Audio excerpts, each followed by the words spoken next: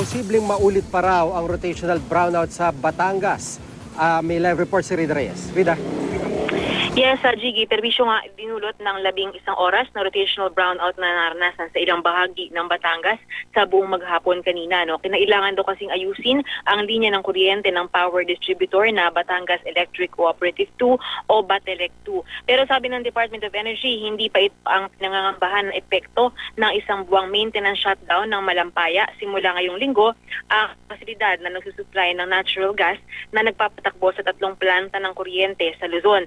3 malalaking power plants ang apektado sa scheduled shutdown na ito mula March 15 ngayong Sunday hanggang sa April 13. Bukod dito, hindi rin daw malabong tumaas ang singil sa kuryente ngayong Abril at Mayo dahil mapipilitan ng ilang power plants na bumili ng kuryente mula sa ibang sources na may mas mataas na halaga.